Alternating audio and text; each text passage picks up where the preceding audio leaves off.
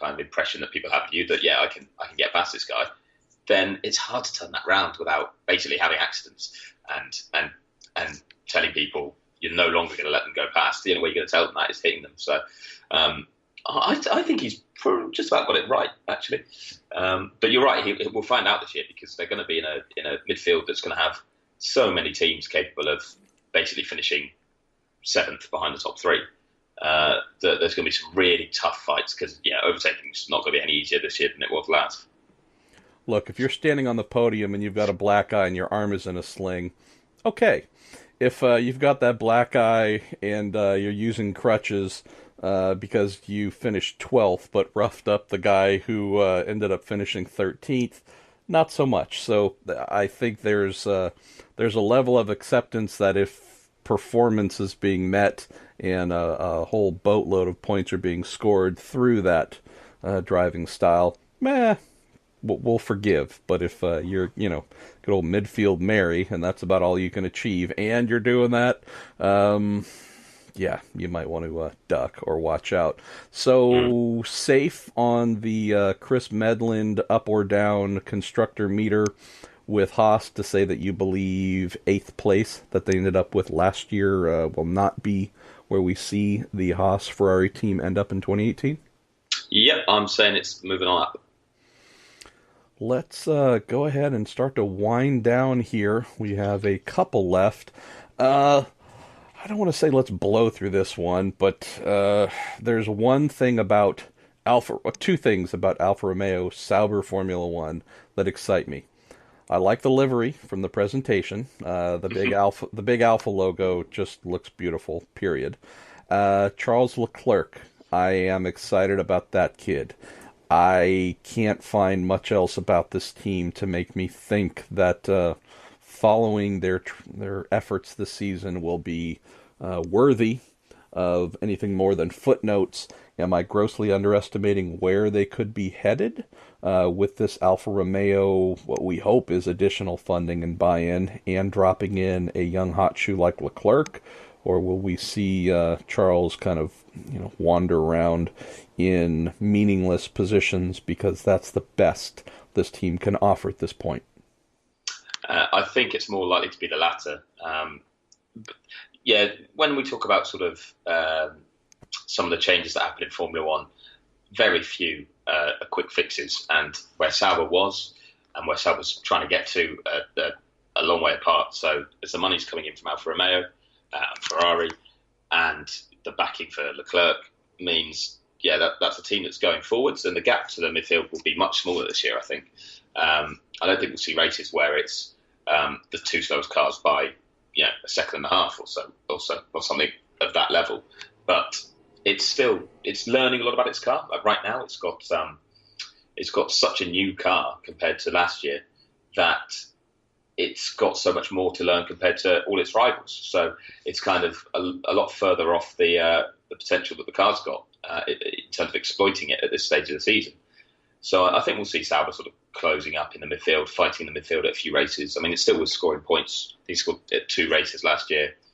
There'll be points for the team, but I don't think that regularly, which isn't a bad thing, because I think Leclerc is a very good driver, but he is just starting out in Formula One. He needs to learn about feedback and working with so many different people. Fred Vasseur was saying in an interview I did with him over the winter that it's a completely different world, and it's nothing like Formula 2. So everything he's done in there is really impressive, but it doesn't really get you anything when you step up. You've got to learn from a starting point that's vastly different.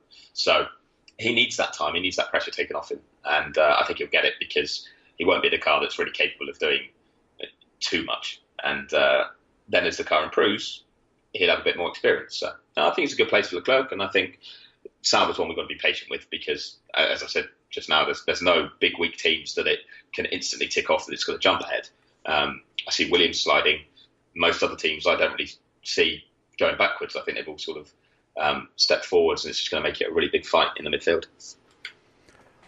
Where should we place Marcus Ericsson in our hearts this year, dear Chris? Is he the valuable financial part of the valuable financial engine that helps the Sauber team reach the grid? Is he anything more than that? I've had a couple of friends suggest that there is real talent there. We just haven't seen it yet, or circumstances with that team have conspired against him. I don't know if I believe that, but I mean, he's there. He's been there for a while, and he keeps coming back, and money continues to change hands. Is there more we can say about the kid that's positive, or does that sum up how we're going to be looking back at his Formula One career, do you think? I reckon that kind of sums it up. I actually get on quite well with Marcus, but one of the frustrations with him is in his early sort of first, second years of his career, he would show some strong form at certain times. And, in part, it was when it was at Caterham, it's because he was getting new parts, because he brought more money, and Kamui Kobayashi was getting sort of the older parts, and it lent more towards Marcus, but he started to make the most of it, and it was quite impressive. So then he came in the next season, and he was like, right, the way I finished last year, I need to show that consistency. And he couldn't do it. He made mistakes when the big results were there for the taking, and then when he performed well, it was in races where he'd finish 11th or 12th or 13th, not when there was a 5th or 6th on offer for Sauber. And I think he's not shown the flashes at the right times that suggest he's going to go any further than a good midfield runner. I do think he's a good, solid driver. He was winning races back in GP2, and he was certainly worthy of a shot on the grid. But I kind of feel like he's just not shown the improvement rate over the years he's had that suggests he'll go much further, which is a shame because the first couple of years I thought, well, maybe he could, maybe he can find the consistency in performances that would suggest he's going to be around for a while. But you're right, there's obviously money involved, and he does work well with that team. But he was very close to Pascal Wehrlein last year, and the team's been then saying, well, Marcus was overweight as well, so it was actually really impressive performances. But certain people within the team then go, well, he wasn't that much overweight. It was, not belittling what Marcus did, that he had a good season, but that's just taking one fact and then making it a massively deciding factor when it wasn't one, just to fit the narrative of this is why we've kept him over what was a young and impressive Mercedes youngster. So what Marcus needs to do is really find some consistency this year and beat Charles Leclerc comfortably on a number of occasions. That's the only way he's going to kind of make anyone sit up and take notice. And from what I've seen so far, I don't think Marcus is going to do that. I think he's a good, solid all-round driver, but he's been in a team that hasn't allowed him to do anything special, and kind of wrong place, wrong time in that sense. So I don't think we're going to see too many more headline results from him.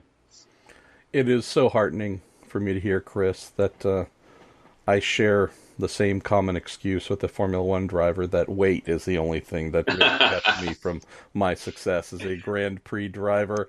I'll admit I've been using that for a while, and now I've been doing some marathon training and lost a bit of weight, and it turns out I'm still rubbish in a go-kart. So my dreams have been shattered. I've lost that excuse. Go-kart's fault. Clearly the go-kart's fault. Oh, always, yeah. I think, as I might have written at some point during the off season, you can't fall off the floor. Sauber Ferrari 10th in the Constructors' Championship last year.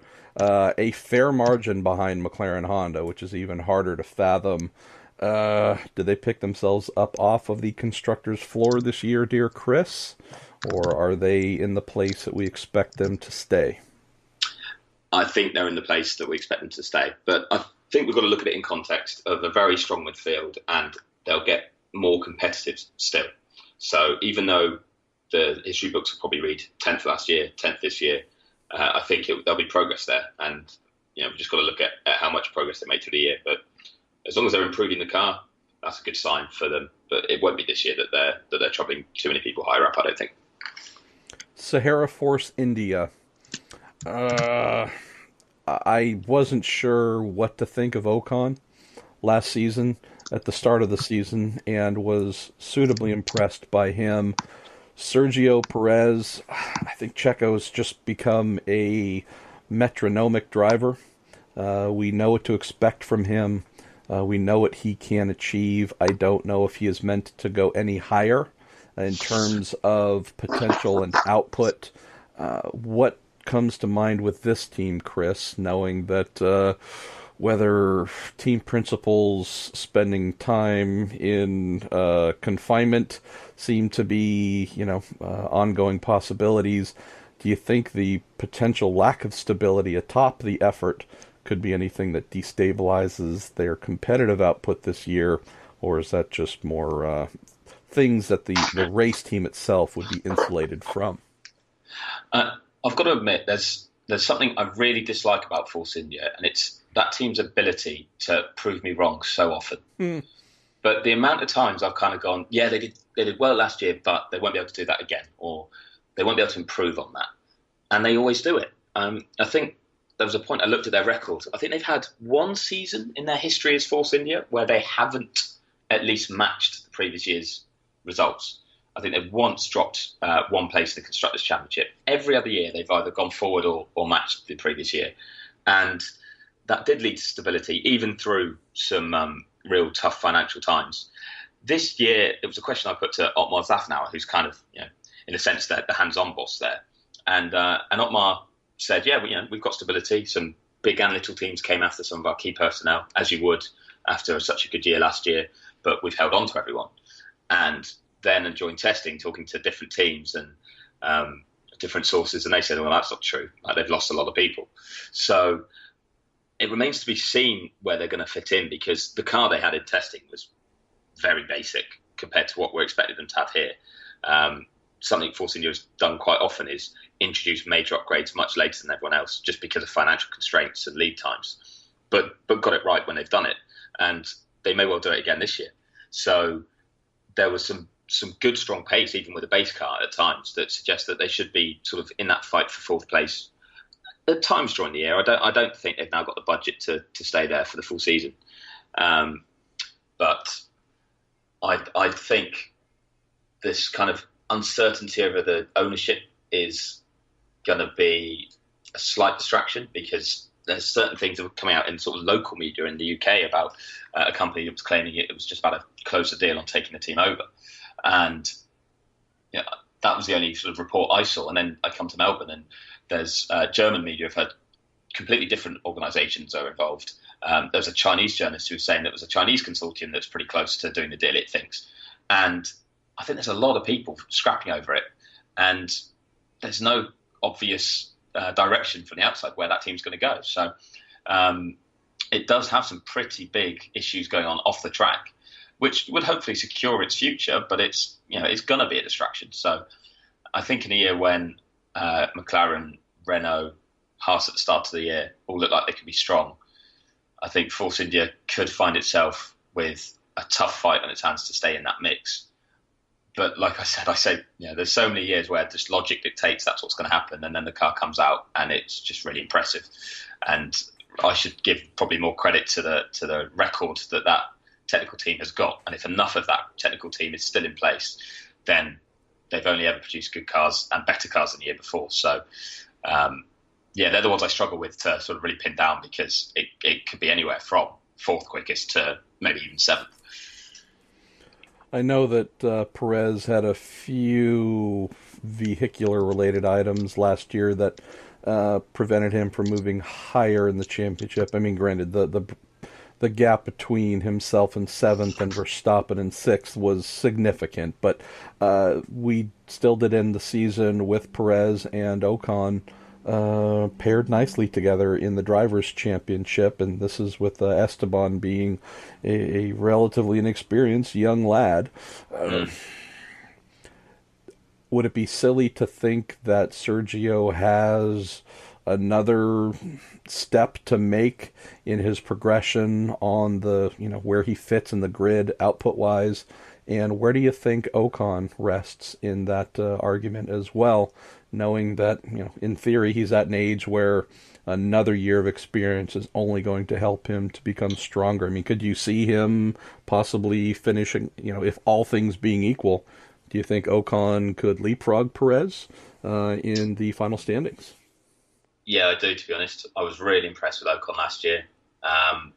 He got his elbows out when he needed to. He was willing to take the fight to Checo. That's a bit like when I talk about the Renault dynamic. Of course, Ocon's fighting for a future at Mercedes, really. Perez is looking around